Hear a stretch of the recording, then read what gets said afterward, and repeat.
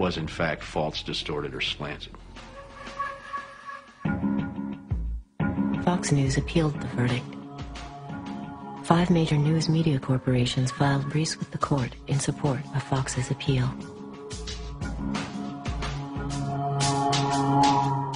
You may recall that Jane Acree, a former reporter here, sued Fox 13 in a whistleblower lawsuit, claiming she was fired for refusing to distort her report. The appeals court today threw that case out, saying Ms. Acree had no whistleblower claim against the station based on news distortion. Fox 13 Vice President and General Manager Bob Linger says the station has been completely vindicated by the ruling. What Fox neglected to report is this. Jane sued Fox under Florida's whistleblower statute, which protects those who try to prevent others from breaking the law. But her appeal court judges found that falsifying news isn't actually against the law. So they denied Jane her whistleblower status, overturned the case, and withdrew her $425,000 award. Canada and Europe have upheld the ban on RBGH, yet it remains hidden in much of the milk supply of the United States.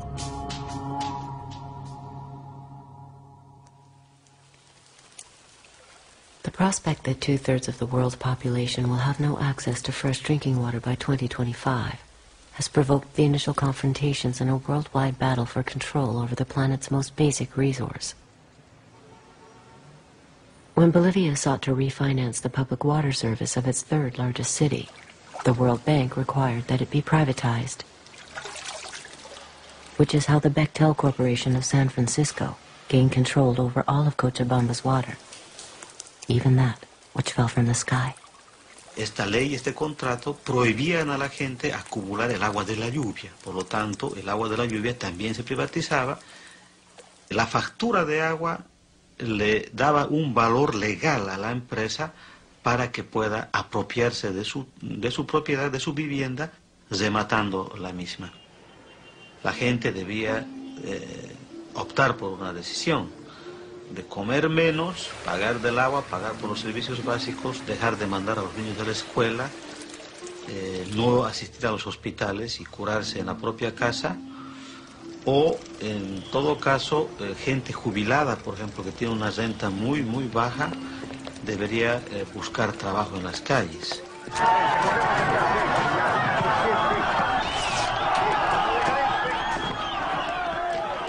Con la consigna de el agua es nuestra, carajo, la gente sale a las calles, sale a los caminos y protesta, ¿no?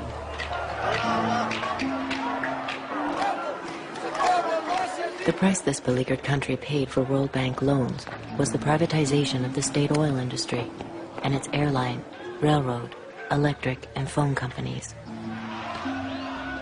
But the government failed to convince Bolivians that water is a commodity like any other.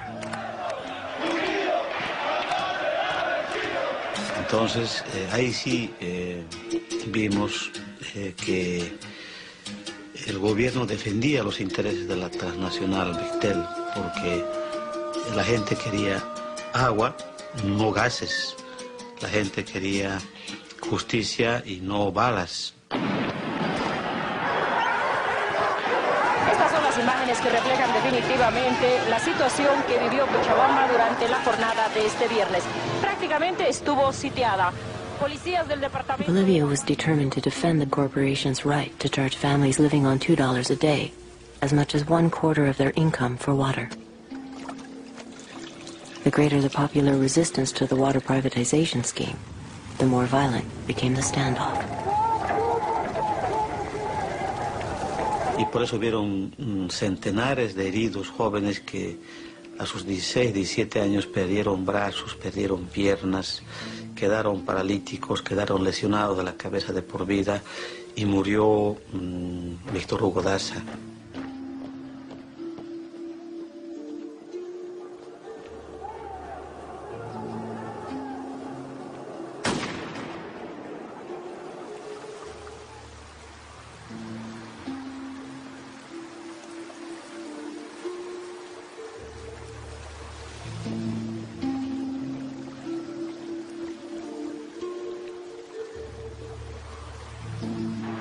transnational corporations have a long and dark history of condoning tyrannical governments. Is it narcissism that compels them to seek their reflection in the regimented structures of fascist regimes?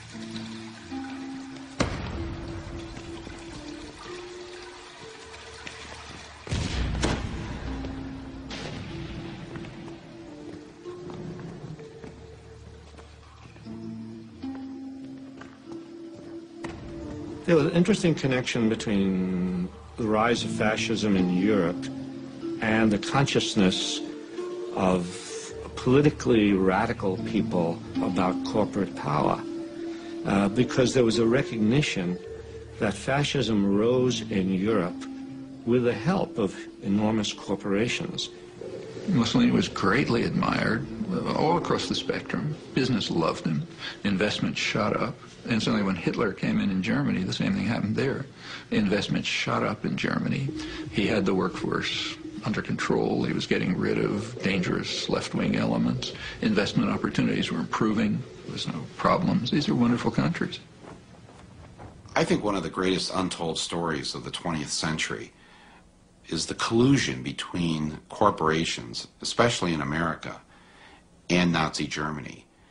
First, in terms of how the corporations from America helped to essentially rebuild Germany and support the early Nazi regime, and then, when the war broke out, figured out a way to keep everything going. So General Motors was able to keep Opel going, Ford was able to keep their thing going, and companies like Coca-Cola, because they couldn't keep the Coca-Cola going, so what they did was they invented Fanta Orange for the Germans.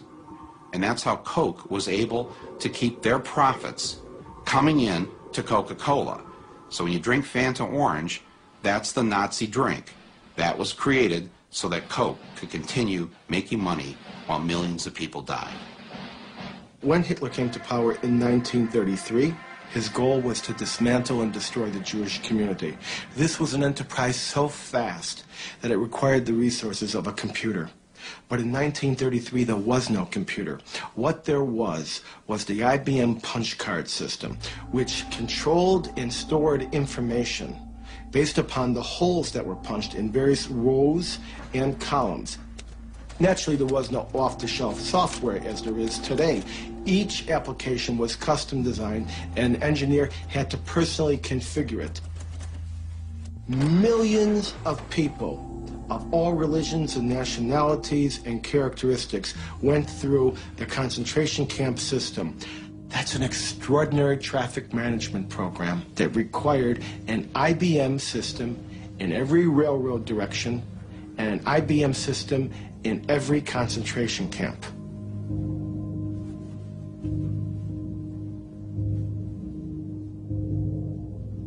Now, this is a typical prisoner card. There are little boxes where all the information is to be punched in. We compare this information to the code sheet for concentration camps. And here you see Auschwitz is 1, Buchenwald 2, Dachau is 3.